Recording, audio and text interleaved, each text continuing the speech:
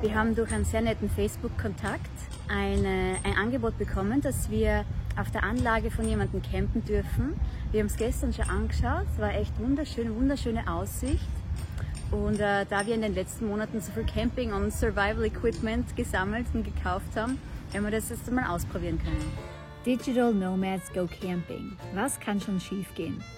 Die Anreise ist schon mal sehr abenteuerlich. Ankunft bei der Fazenda Vale do Sol in Trancoso. Und so schaut's dort aus. Tipptopp. Ja, angekommen. Aussicht passt. Wir suchen jetzt noch einen guten Platz, um unser Auto hinzustellen, damit uns keine Kokosnüsse erschlagen. Platz haben wir genug. Perfekt zum Camping-Equipment testen, das wir uns die letzten Monate gekauft haben. Das ist unser Klapptisch, den wir uns vor kurzem gekauft haben. Den werde ich jetzt mal entpacken. So, mein Tisch ist fertig. Der Paul schmiert sich gerade mit ätherischem Öl ein.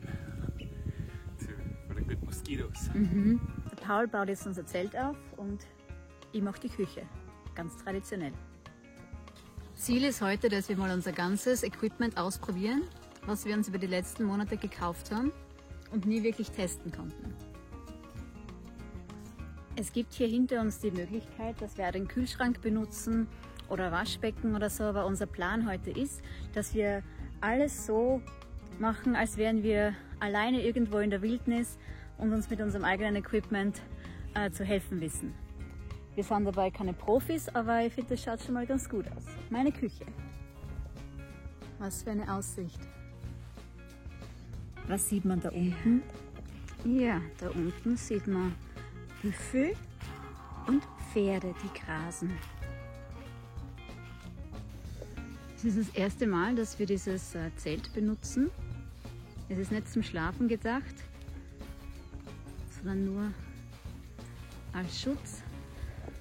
Aber so richtig passend schaut's nicht aus. Warum wohl? So, wir haben die Vermutung, dass, wie dieses Zelt da aussieht neben dem Auto, dass sie da ein sehr kleines Auto genommen haben, Fiat Uno Größe, weil das Zelt im Verhältnis zum Auto schaut bei uns irgendwie anders aus, oder? Wirkt nicht so gut. Vielleicht versuchen wir, dass das Zelt höher ist, wenn wir es zwischen zwei Bäumen aufspannen. Ein Seil könnte helfen. Bei diesem Angel-Survival-Kit ist eins dabei. Was ist sonst noch da drinnen? Emergency fishing products. But this we opened because of this actually. So, Wir brauchen es nur wegen dem Seil. Yeah. Das Seil wird helfen, die Plane zwischen den Bäumen aufzuspannen. Irgendwo müssen wir unsere Sachen auch trocken halten. Versuch Nummer 2. Wir haben das Zelt jetzt dazwischen den beiden Palmen aufgehängt und werden jetzt das Auto hinfahren. Back, back. Funktioniert aber auch nicht gleich auf Anhieb. Okay, now it's pretty tight.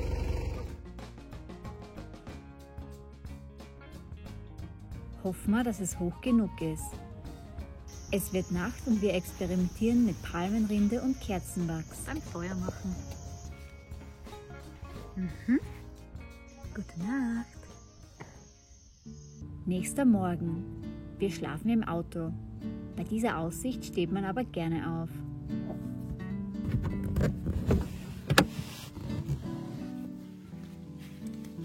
Der nächste Morgen.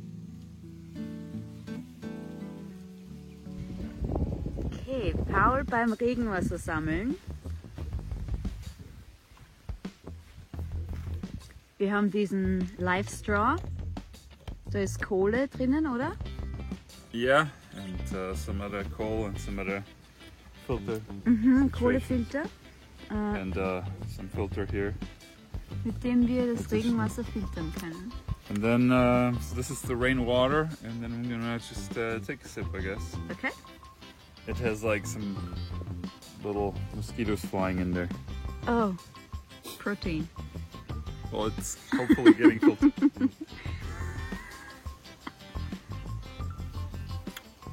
I think it has a strange taste. Like what? A little bit plasticky, so maybe, ooh. Maybe because it comes from up here. So, what are your chances of surviving today after drinking this water? I think I'm gonna be fine. Okay, success! Ja, und heute geht's weiter mit Equipment testen. Wir haben vorher schon mein Handy aufgeladen mit unseren Solarzellen. Das sind die da. Und es gibt noch einiges an anderen Sachen, die wir ausprobieren werden.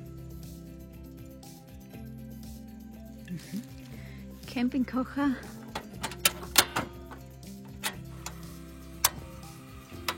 Super. Und zwischendurch immer wieder Hundi kraulen. Ja, so süß. So süß. Paul geht Feuerholz suchen. Säge hat schon funktioniert. Belly rub! Yeah.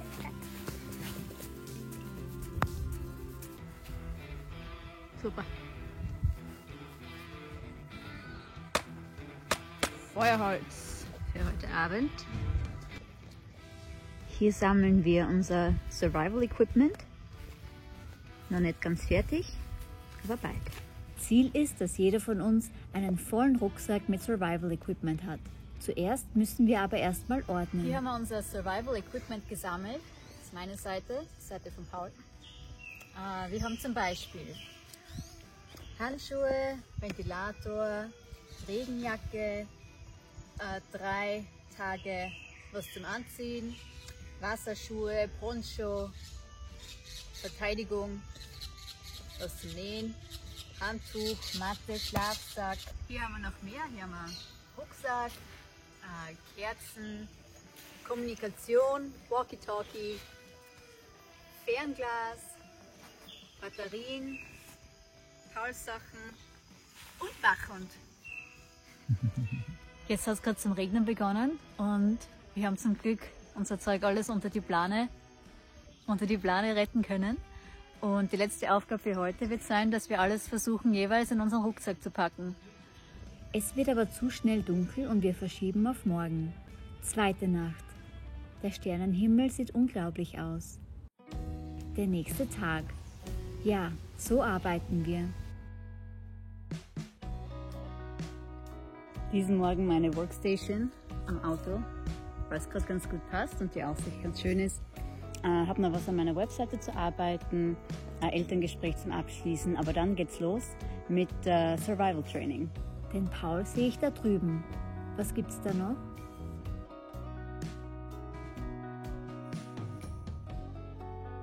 Der Billardtisch, Darts und eine Küche. Wir haben zwar unser eigenes Camping-Equipment, aber trotzdem ist es ganz gut, wenn man mal den Kühlschrank benutzen kann. Und da ist der Paul. Hey! Hey.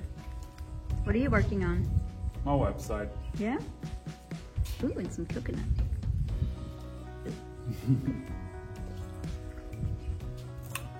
Office with a view, huh? Schön.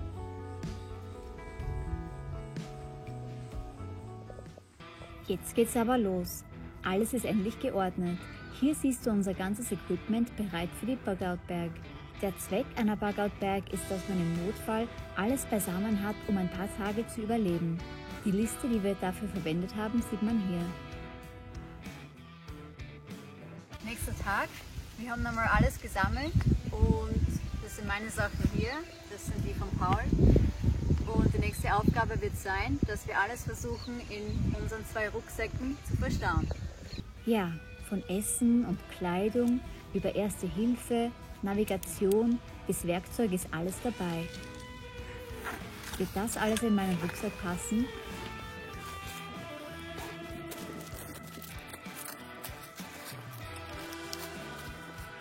iPad ist natürlich auch dabei.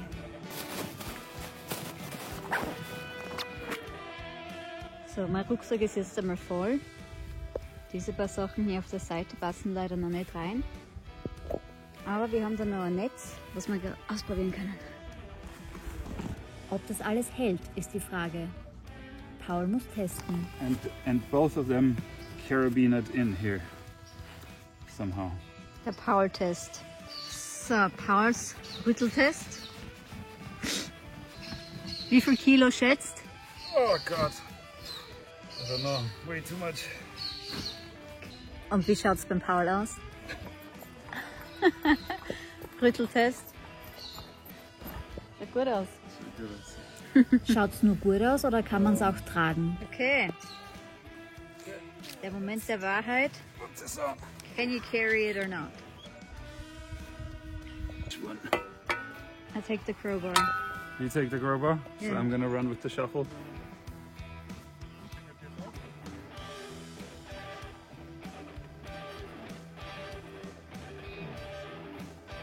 So, you filming this? Are you? Yeah.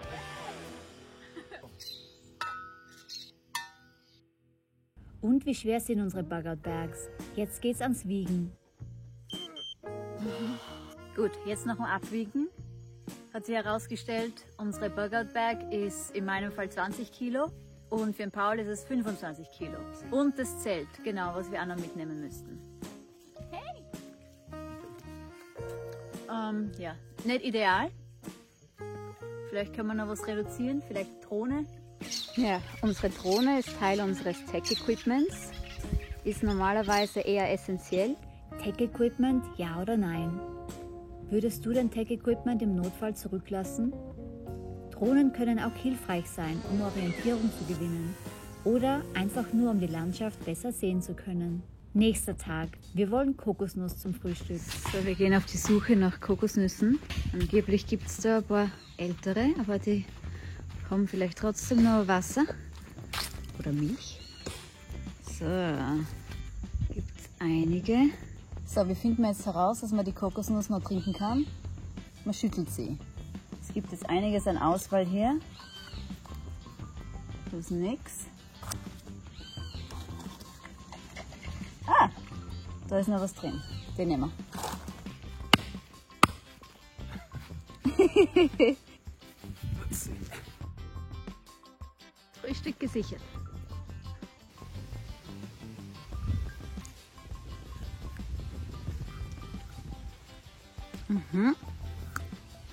Ja, hart, aber gut.